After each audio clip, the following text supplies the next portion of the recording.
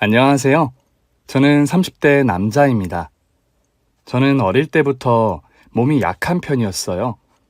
그래서 늘 가만히 앉아 공부하기를 좋아했죠. 형은 그런 저를 일으켜 운동을 시키려 애쓰곤 했습니다. 맨날 앉아서 공부만 하면 몸 상해. 형 친구들이랑 가서 축구하자. 이거 다 풀려면 아직 멀었는데. 몸이 튼튼해야 공부도 더 잘하지. 저는 그런 때나 겨우 나가서 운동했지만 돌아와서는 늘 기진맥진이었습니다. 나중에는 형도 포기하더라고요. 그래, 넌 공부가 체질인가 보다.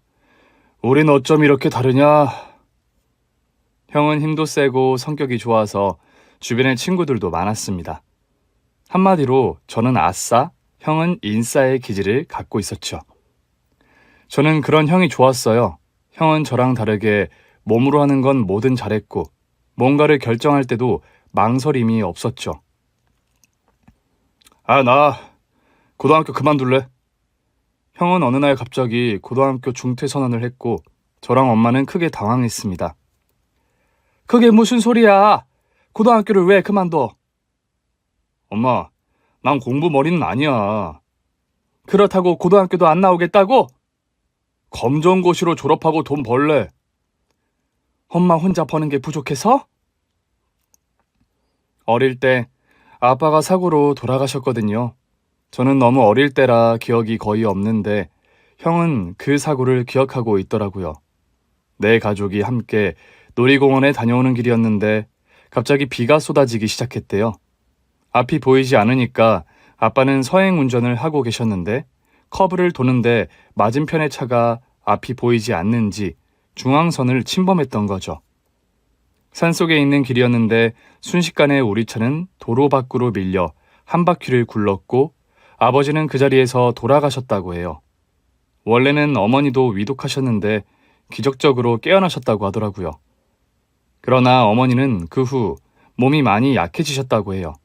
그래도 두 아들을 키우겠다고 일을 하셨는데 몸이 약하니 금방 잘리기 일쑤였죠. 결국 풀타임 일은 하실 수가 없어서 파트타임으로 일을 여러 개 하셨는데 집안 사정은 늘 어려웠습니다. 저는 공부를 좋아해서 사실 학원에서 더 배우고 싶기도 했는데 차마 학원에 보내달란 말을 할 수 없었어요. 그래도 형이 고등학교를 관두는 건 좀 아닌 것 같아서 형을 설득했었습니다. 형, 나는 형이 계속 학교 다녔으면 좋겠어. 형이 그런 선택을 하면 엄마도 속상할 거야. 나 돈 벌 거야. 그래서 너 하고 싶은 공부 마음껏 해줄 거야. 솔직히 너 학원 가고 싶잖아. 지난번에 봤어. 네가 학원 보면서 우두커니 서 있는 거. 그런데 형이 제 마음을 이미 눈치채고 있었더라고요. 형, 나 학원 안 가도 돼. 그냥 내가 더 열심히 공부하면. 대신 약속해줘. 형이 너 학원 보내줄 테니까 서울대 들어간다고. 내가 서울대 가는 게 형 소원이야? 아니, 너 학원 보내주는 게 내 소원이야. 넌 서울대 갈 수 있는 놈인데 학원 못 가서 못 갈까 봐. 그러면 내가 아버지한테 미안할 것 같아. 형은 저와 엄마의 반대에도 불구하고 고등학교를 자퇴했고 돈을 벌기 시작했습니다.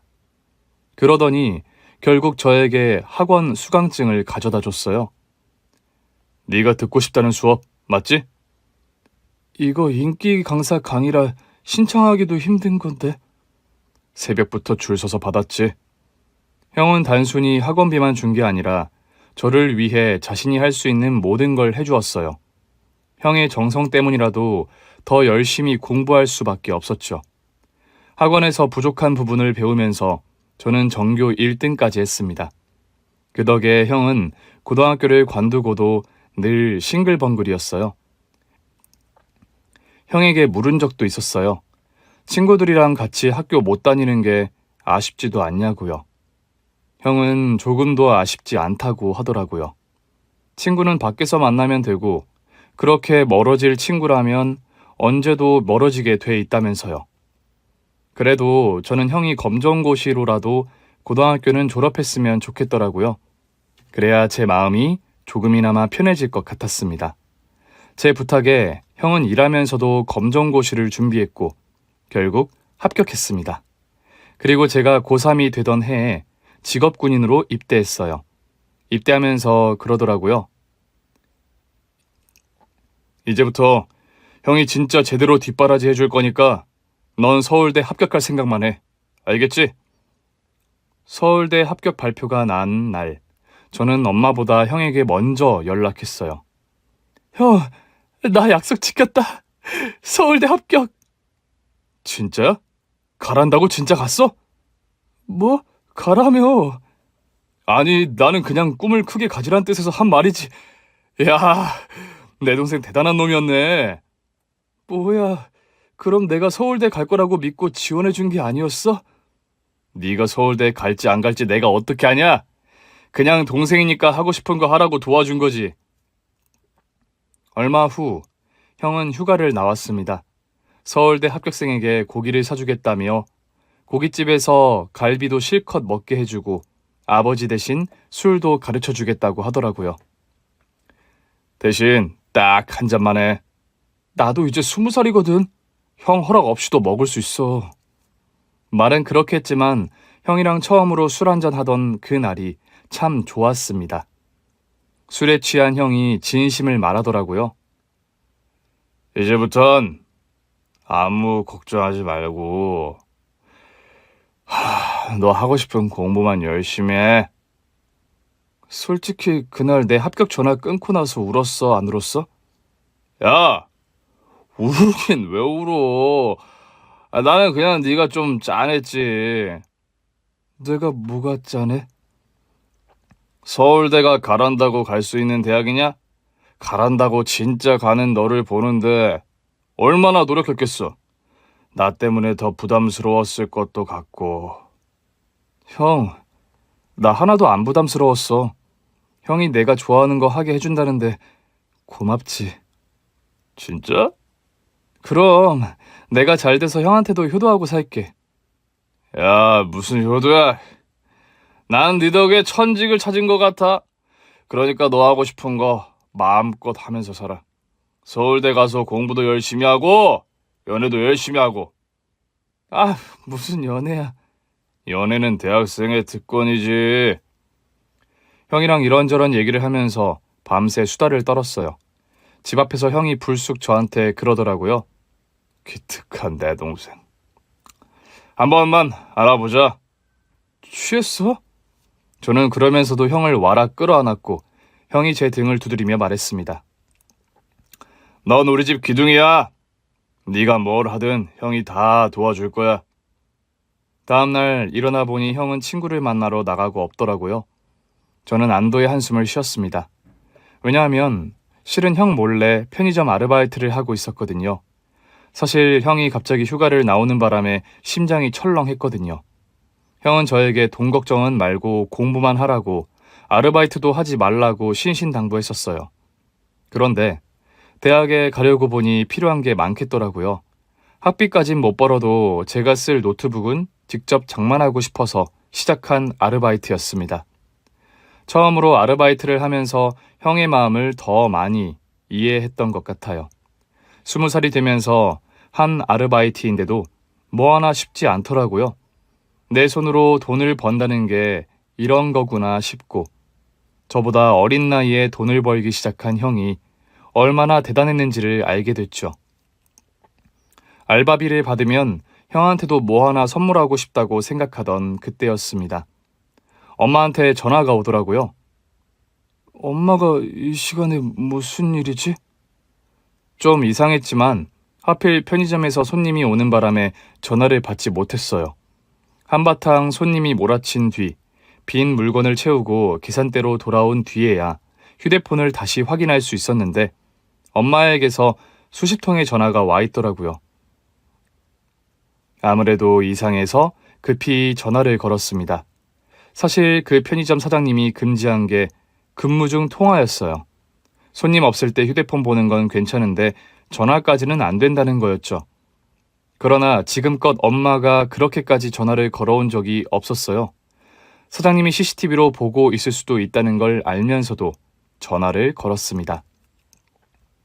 너 왜 이렇게 전화를 안 받아? 알바하느라 못 받았어. 수화기 너마의 엄마는 울고 있었습니다. 엄마, 왜 그래? 형이, 네 형이. 저는 그 길로 병원으로 달려갔습니다.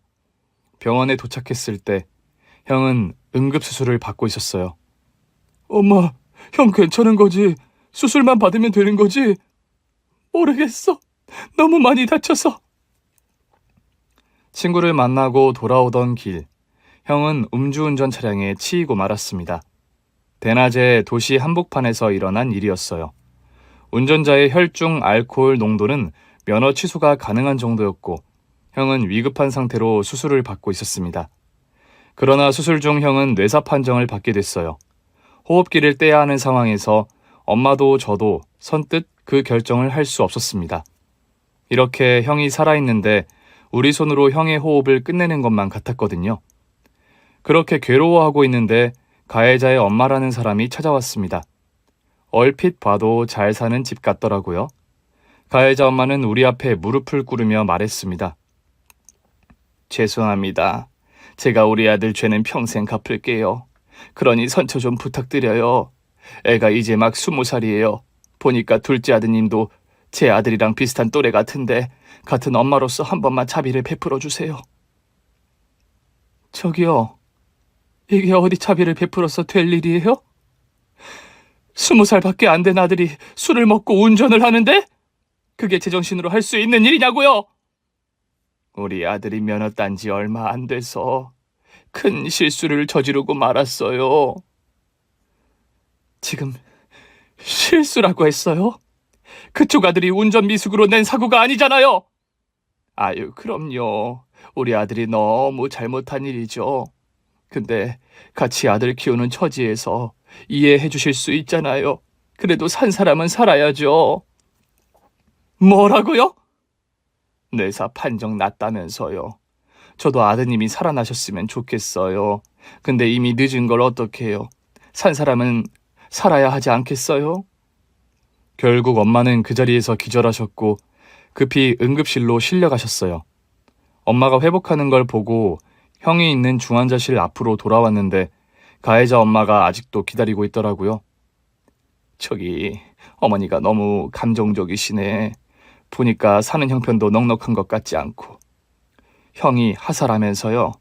가족들 먹여 살리려고 군인이 된 모양인데 우리가 최대한 넉넉히 살해할게요. 그러니까 어머니 좀 설득해줘요. 아무래도 조용히 끝날 것 같지가 않더라고요. 저는 가해자 엄마와 휴게실로 가서 마주 앉았습니다. 가해자 엄마가 제 앞에 두툼한 돈 봉투를 내놓더라고요. 일단 이거 먼저 받고 합의서부터 써줄래요? 가해자의 엄마라는 여자는 저에게 합의서를 내밀었습니다. 제 앞에 내려놓은 거라 내용이 보이더라고요. 대충 요약해보면 지금 지급하는 위로금과 추가로 지급하는 돈을 받고 선처하고 외부에 이 일을 알리지 않는다는 내용이었습니다. 저는 하도 어이가 없어서 물었어요. 이게 합의서 맞아요? 그럼 이게 합의서가 아니면 뭔데? 마치 우리 가족한테 받는 각서 같은데요.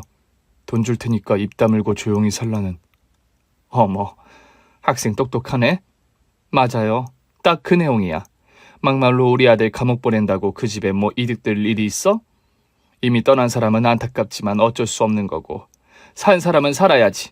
내 아들도 학생이랑 학생 어머니도 장례 비용도 우리가 다 댈게. 그러니까 여기 서명만 해요. 보니까 엄마도 몸이 영 안 좋아 보이시던데 이런 일로 마음고생하면 신경쇠약만 와. 어머니 생각해서라도 학생이 찍어요. 저는 가해자의 엄마가 내민 돈 봉투를 들고 자리에서 일어났습니다. 아니 학생, 돈만 가져가면 안 되는데 이거 서명하고 일어나야지. 저는 돈 봉투를 열어봤어요. 현금이 봉투 안에 빡빡하게 들어있더라고요. 힘겹게 그 안에 든 돈을 모두 꺼냈습니다. 그래, 뭐 확인해봐. 내가 이럴 줄 알았다니까. 아유, 산 사람은 살아야지. 나중에 생각해보면 잘했다 싶을 거야. 액수 확인해보고 서명합시다. 그러고 전 꺼낸 돈을 그 여자의 머리 위로 천천히 떨어뜨렸습니다. 휴게실 안에 있던 사람들이 모두 저와 그 여자를 보며 놀라더라고요. 어머, 이게 뭐 하는 거야? 돈은 그 여자의 온몸을 뒤덮으며 떨어졌고 여기저기로 흩어졌습니다. 그 돈을 보는데 마치 하루아침에 사라진 제 형이 갈기갈기 찢기는 것처럼 마음이 아프더라고요. 이봐, 학생. 도대체 이게 뭐 하는 짓이야? 좋은 말로 할 때 가요. 뭐? 아니, 어른한테 아주 예의가 없네. 나이만 먹으면 어른이에요? 돈 내밀면 있었던 일이 없었던 일이 돼요? 우리가 이 돈 받으면 우리 형이 살아 돌아오냐고요? 마음 같아선 그 돈을 그 여자의 얼굴에 집어 던지고 싶었어요. 그나마 저보다 나이가 많은 분이니까 이를 꽉 문 채 참은 것이었습니다. 당신 아들 감옥 가게 할 거니까 그렇게 알고 가요. 아니, 왜 이렇게 없는 사람들이 자존심을 세우고 이래? 그냥 받으면 편하잖아. 그쪽도 좋고 나도 좋고 남의 집 귀한 아들 전과자 만들어서 뭐 하려고 이래? 그러다 나중에 벌 받아. 적어도 우린 아주머니 아들을 죽게는 안 했잖아요. 하, 참네. 아니, 뭐 우리 아들이 일부러 그랬어? 술을 먹고 운전한 것 자체가 일부러 그런 것만큼 나쁜 거죠. 듣자 하니까 둘째 아들이 서울대 합격했다고.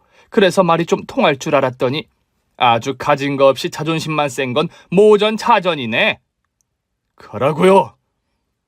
음주운전으로 남의 집 귀한 가족을 잃게 해놓고 자기 아들 귀한 것만 알다니 세상에 저런 사람도 다 있구나 싶더라고요. 하필 저런 집 아들에게 목숨을 잃은 형이 가여웠고 이제 다시 볼 수 없다는 사실이 뼈가 저리게 아팠습니다. 저는 울면서 형이 있는 중환자실 앞으로 돌아왔습니다. 그런데 병원 직원으로 보이는 사람이 저를 기다리고 있었어요. 이런 상황에서 죄송한데 형님께서 생전에 장기기증 서약을 하셨어요. 예? 힘드신 상황인 거 알지만 가족분들의 동의가 필요해서요. 형의 죽음을 받아들일 시간도 없이 장기기증에 동의해야 하는 상황까지 오더라고요. 결국 전 엄마에게 이 사실을 알렸고 엄마는 하염없이 눈물만 흘리셨습니다. 직원은 난처한 얼굴로 엄마에게 동의를 구했어요. 이 시기 급히 필요한 환자분들이 대기 중이에요. 동의만 해주시면 그분들의 목숨을 살릴 수 있습니다. 나랑 그게 무슨 상관인데요? 힘드신 거 압니다. 저희도 이렇게 말씀드리는 게 너무 힘들어요. 그런데 아드님께서 마지막으로 다른 생명을 살릴 귀중한 기회입니다. 생전에 기증을 원하셨고요. 그러나 엄마는 도저히 그럴 수 없다고 동의를 거부하셨어요. 처음엔 저도 내키지 않았는데 형이라면 충분히 기증에 동의했을 것 같다는 생각이 들더라고요. 저는 조심스럽게 엄마를 설득했습니다. 엄마, 형의 뜻을 따라주는 게 맞지 않을까? 나는 한편 그런 생각도 들어. 우리가 이제 형을 다시 볼 순 없겠지만 형의 몸 일부가 누군가의 몸에서 살아있다는 거잖아. 그러면 우리한테도 위로가 되지 않을까? 형이 너무 보고 싶을 때 어딘가에서 형의 몸 일부가 살아있다는 생각하면 난 위로가 좀 될 것도 같아. 엄마는 저를 부둥켜 안은 채 서럽게 우셨고 저도 엄마를 꼭 끌어안은 채 한참을 울었습니다. 결국 엄마는 형의 장기 기증을 동의했어요. 형의 기증으로 인해 5명의 생명이 살았다고 하더라고요. 그렇게 형이 세상을 떠나고 저는 서울대에 입학했습니다. 처음엔 학교에 갈 때마다 형 생각만 나더라고요. 그럼에도 사랑은 찾아왔고 저는 동기 여학생과 연애를 시작했습니다. 그렇게 몇 년이 흘러 결혼 준비를 하던 즈음 우연히 본 아내의 지갑에서 형의 사진을 발견했습니다. 심상치 않은 느낌에 결별을 고했습니다. 그런 저에게 아내가 물었습니다. 우리가 왜 헤어져야 하냐고요. 제가 지갑 속 사진에 대해 말하자 아내가 놀란 얼굴로 되물었어요. 설마 그 사진 속 남자가 몇 년 전에 세상 떠난 당신 형이야? 제가 맞다고 인정하자 아내는 믿을 수 없는 이야기를 털어놓았습니다. 아내를 만난 건 대학교 1학년 1학기 때였습니다. 서울대에 입학하고도 제가 가장 우울했던 시기였죠.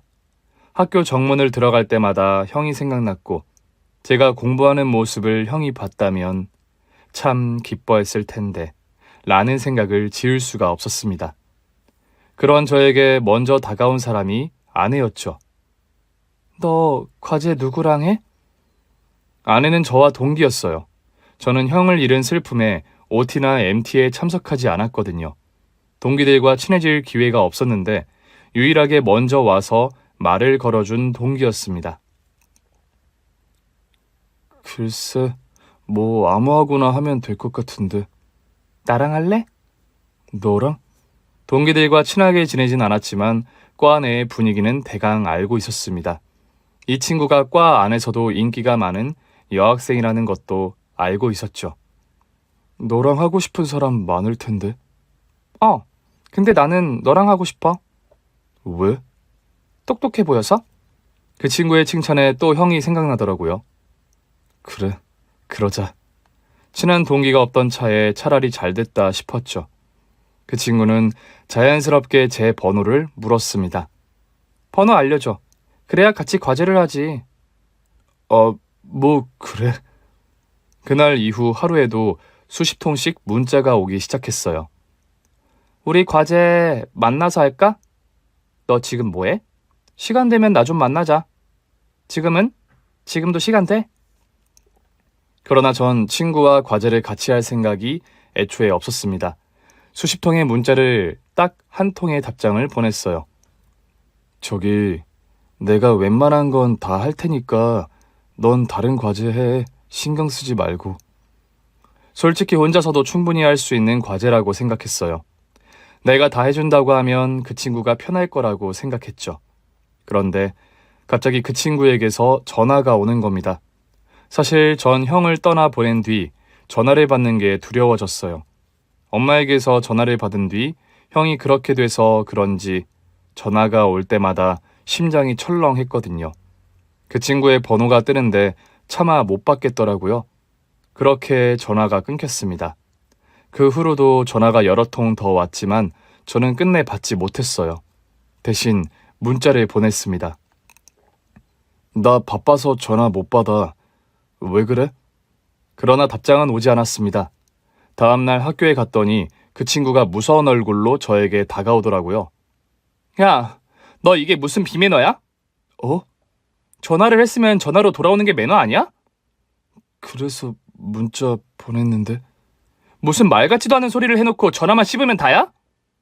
뭐가 말 같지 않은데? 너 혼자 과제하겠다며. 그걸 너 혼자 할 것 같으면 교수님이 파트너는 왜 만들라고 했겠어? 솔직히 과제도 많고 내가 혼자 해도 충분한 거니까 해주려고 한 건데 그게 기분이 나빴다는 거야?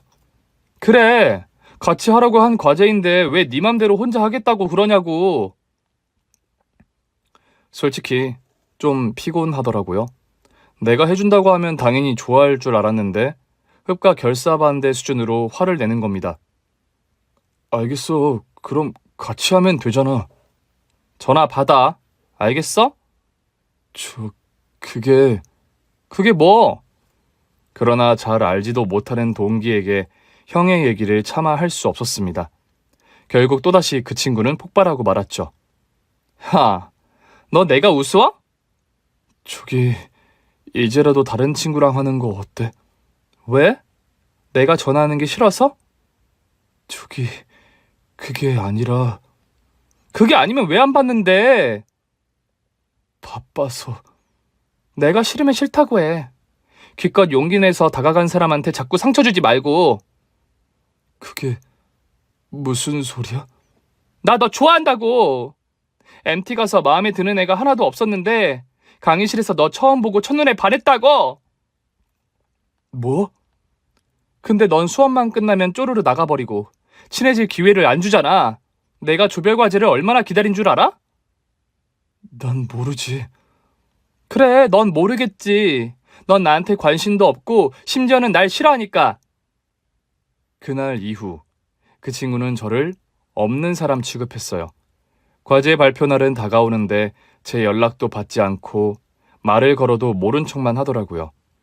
이제라도 교수님께 말씀드리고 파트너를 바꾸겠다고 해야 하나 싶었지만 저에게 뿔이나 있는 그 친구가 계속 신경이 쓰였습니다.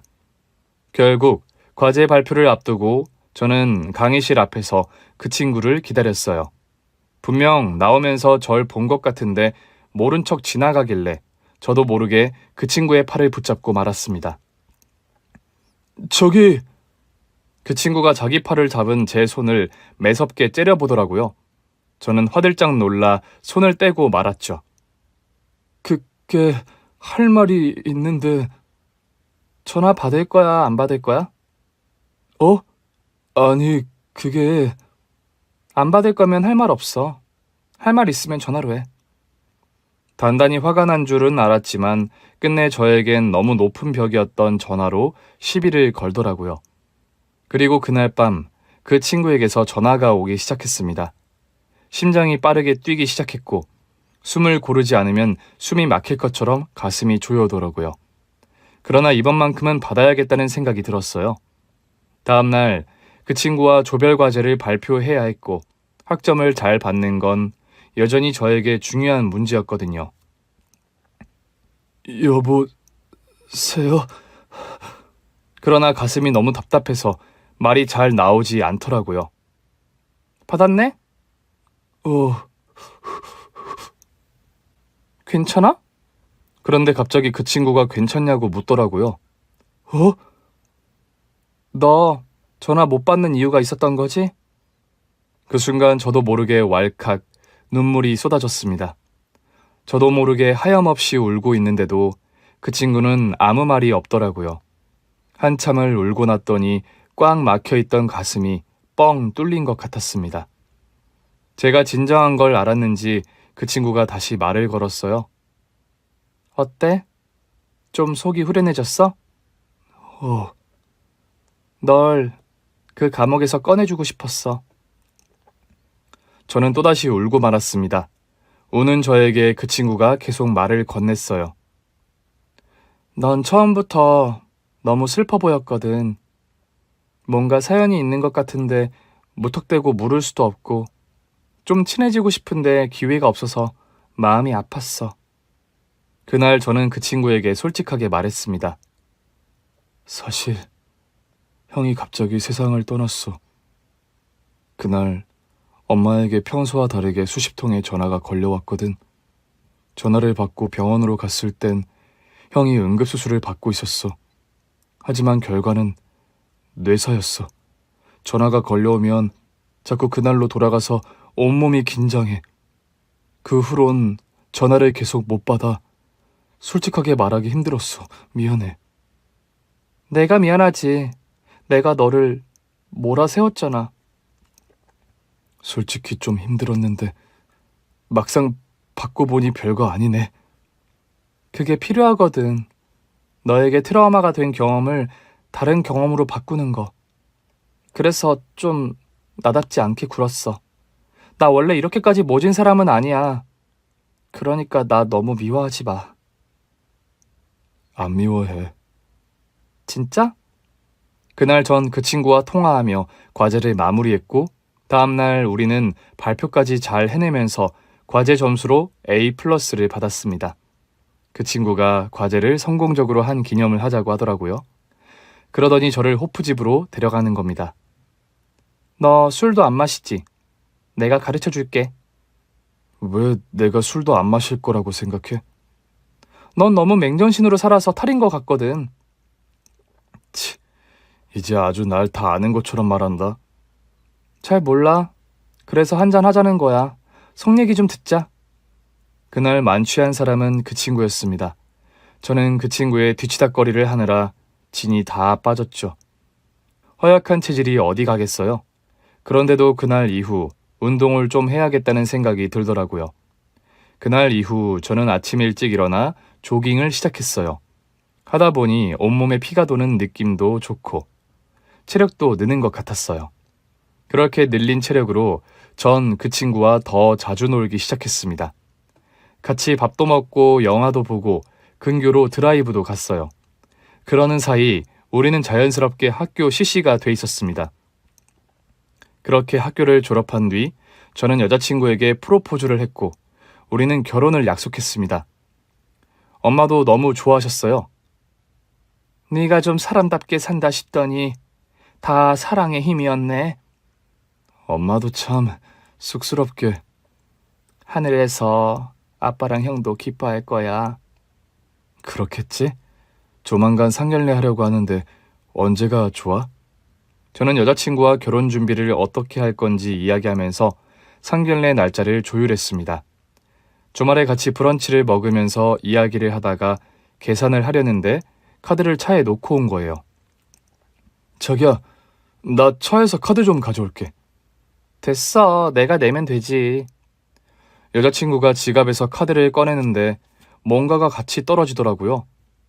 여자친구는 보지 못한 건지 결제를 하고 있었고 저는 대신 떨어진 것을 주었습니다. 저기야, 이거 반으로 접혀있던 종이였는데 줍는 순간 안에 있는 곳이 보이더라고요. 가자. 어. 저는 저도 모르게 그 종이를 등 뒤로 감추고 말았습니다. 왜 그래? 내가 왜? 지금 되게 놀란 것 같은데? 아니야. 갑자기 깜빡 잊고 있었던 게 생각나서 집에 가서 얼른 처리해야겠다. 회사 일이야? 저는 이를 핑계로 허겁지겁 집으로 돌아왔습니다. 돌아와 떨리는 마음으로 다시 펼쳐봤는데 종이 안에는 분명 제가 아는 사람의 사진이 인쇄돼 있었습니다. 왜 형 사진을 갖고 있지? 저는 보고도 믿을 수가 없었어요. 누군가의 사진을 지갑에 넣고 다닌다는 건 굉장한 의미잖아요. 그날 밤새 잠도 잘 수 없었습니다. 도대체 형과 무슨 사이길래 사진을 갖고 있는 건지, 그것도 지갑에 넣고 다니는 건지 상상하고 싶지 않았어요. 그런데 밤새 고민해도 떠오르는 추측은 하나였습니다. 저는 고민 끝에 형의 친구들에게 연락을 돌렸습니다. 차마 여자친구에겐 물을 용기가 나지 않더라고요. 형, 혹시 우리 형한테 여자친구가 있었어요? 여자친구? 있었지. 혹시 이름이나 나이도 아세요? 아니, 잘 몰라. 우리 여자친구는 공유는 안 하는 게 원칙이었거든. 진짜 결혼할 사이면 그때만 보여주자고 했었어. 혹시라도 우리 사이에 금 가는 일이 생길까봐. 다른 친구들에게도 물어봐도 여자친구가 있었다는 사실만 알 뿐 정확히 아는 게 없더라고요. 저는 고민 끝에 여자친구에게 만나 물었습니다. 나 만나기 전에 다른 남자친구도 있었지? 응, 있었어. 근데 그게 갑자기 왜 궁금해? 우리 헤어지자. 뭐? 설마 내가 자기 만나기 전에 다른 남자친구가 있었다고 이러는 거야? 혹시 뭐 사진 같은 거라고 본 거야? 진짜 깜짝 놀랐습니다. 사진 봤어. 아니, 그걸 어떻게 봤어? 이상하네. 근데 별 사진 아니었을 텐데. 그래도 나한테는 의미가 너무 커. 아니, 전에 만난 사람이 무슨 상관인데? 상관 있어. 자기는 그럼 나 만나기 전에 여자친구 하나 없었어? 없었어. 갑자기 왜 이러는 건데? 상견례 날짜까지 다 잡아놓고. 미안해. 내가 더 조심했어야 했는데. 도대체 그게 무슨 소리야? 그러나 제가 할 수 있는 말은 거기까지였어요. 전에 만난 사람도 있었다고 하고 사진도 있었다고 하는 걸 보니 너무 확실하더라고요. 저는 도망치듯 그 자리를 피했습니다. 처음으로 사랑에 빠졌고 결혼까지 약속한 여자가 형의 여자였다니 너무 충격적이었습니다. 형이 사랑했던 여자와 결혼을 하려고 했던 저를 용서할 수 없었어요. 그렇게 그녀와 헤어진 뒤 한동안 많이 아팠습니다. 입맛도 뚝 떨어지고 고열이 나기도 했어요. 독감철도 아닌데 왜 이렇게 열이 나지? 엄마, 나 괜찮아. 조금 있으면 형 기일인데 엄마 혼자 다녀와야겠다. 아니야. 나도 같이 가. 이렇게 아프면서 뭘 같이 가? 혹시 너 여자친구랑 헤어졌어? 네가 이렇게 아픈데 연락 한 번 없는 것 같아서 이상해서 결혼까지 약속한 사이에 와보지도 않는 것 같고. 헤어졌어. 왜? 싸웠어? 원래 결혼하려고 하면 많이들 싸워. 이렇게 아플 거면 얼른 잘못했다고 하고 화해해. 그렇게 다시 만날 수 있는 사이가 아니야. 뭐? 엄마, 이건 내일이야. 내가 결정해. 그렇게 끙끙 앓으며 회사에 다니던 어느 날, 여자친구가 퇴근 시간에 맞춰서 회사 앞으로 찾아왔더라고요. 또 전화를 안 받네? 오랜만에 보는데 여자친구의 얼굴도 많이 수척해졌더라고요. 차단했어. 왜? 네 연락 받으면 흔들릴 것 같아서. 그렇게까지 해서 나랑 헤어져야 하는 이유가 뭔데? 왜 나한테 흔들리면 안 되는데? 그 즈음엔 저도 마음 정리를 어느 정도 한 상태였어요. 솔직하게 말하는 게 여자친구도 마음을 정리하기 좋겠다 싶었죠. 저는 여자친구의 지갑에서 떨어진 사진을 내밀었습니다. 사진을 본 여자친구가 깜짝 놀라며 지갑을 확인하더라고요. 이걸 왜 자기가 갖고 있어? 네 거 맞지? 어머, 근데 이 사진이랑 우리가 헤어진 게 무슨 상관인데? 내가 본 사진이 그 사진이야. 근데 그게 뭐 어쨌다는 건데? 내가 물었잖아. 전에 사귀던 남자친구 있었냐고. 여자친구는 그제야 제 말이 이해가 된 듯 했습니다. 그러니까 이 사진을 보고 나랑 헤어지자고 한 거라고? 내가 전 남자친구 사진을 지갑에 넣고 다녀서? 아니, 그런 게 아니라 그게 아니면 나랑 왜 헤어지는데? 너 나한테 첫눈에 반했다고 했지. 혹시 내가 좋아했던 이유가 나랑 네 전 남자친구가 닮아서 아니야? 여자친구는 황당하다는 표정으로 제 얼굴을 빤히 들여다봤고 고개를 저었습니다. 아니? 전혀 안 닮았는데? 결국 답답한 마음에 대놓고 말했습니다. 그 사진 속 남자랑 나 잘 봐봐. 여자친구는 그제야 사진 속의 형과 저를 번갈아 보더라고요. 그러더니 그제야 놀란 얼굴로 되묻는 겁니다. 설마 이 사람 몇 년 전에 세상 떠났다던 당신 형이야? 저는 고개를 끄덕였습니다. 그래서 헤어지자고 했어. 여자친구는 그 순간 웃음을 터뜨리더라고요. 저는 황당해서 물었습니다. 넌 웃음이 나와? 네가 전에 사귀었던 남자가 내 형이라는데? 나 이러면 안 되는데. 진지한 얘기해야 하는데 자기 때문에 자꾸 웃음이 나잖아. 넌 이 상황에서도 웃음이 나는구나. 아내는 겨우 웃음을 멈추더니 말했습니다. 자기야, 이 사람은 나한테 소중한 사람이 맞아. 그것 봐. 내가 그럴 줄 알았어. 그래, 진짜 소중한 사람이야. 그래서 지갑에 사진 넣고 다닌 지 몇 년 됐어. 알아. 그랬겠지. 형이 세상을 떠났으니까 더 못 잊었겠지. 그러면서 어떻게 나랑 만날 생각을 했어? 자기한테 첫눈에 반했으니까. 그래서 만났지? 이것 봐. 넌 아직도 농담이 나오니? 자기 형이었구나, 이 사람이. 아내는 돌연 사진 속 형을 보며 애틋한 표정을 지었어요. 도저히 마음이 아파서 못 보겠더라고요. 이제 자기도 상황 다 파악했을 테니까 마음 정리 잘해. 우리 다시는 만나야지. 만나자. 아니, 뭐? 아니, 내 말은 그게 아니고 평생 만나야 돼. 나를 형 대신 사랑하겠다는 거야? 내가 사랑하는 건 자기야. 첫눈에 반할 만큼 내 심장이 뛰었어. 어? 사진 속 이분이 자기 형이었다니. 자기 형이 우리를 만나게 해준 건가 봐. 무슨 그런 말도 안 되는 소리를. 이리 와봐. 여자친구는 돌연 저에게 두 팔을 벌려 안기라는 듯한 제스처를 취했고 저는 어이가 없었습니다. 싫어. 난 너 못 만나. 우리 형이 사랑했던 여자를 어떻게 만나? 형이 나한테 어떤 의미인데? 그래, 아버지 같은 분이었다며. 그래, 그걸 알고도 이러는 거야? 그러니까 안겨보라고. 진짜 이럴 거야? 더는 못하겠다. 나 갈게. 그런데 그때 여자친구가 제 목을 와라 끌어안더라고요.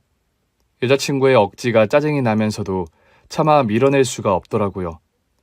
여자친구는 마치 자기 심장 소리를 들으라는 듯 제 머리를 심장 근처에 갖다 대고 있었습니다. 여자친구의 심장 소리가 들리기 시작했어요. 제발 이러지 마. 나는 너랑 못 만나.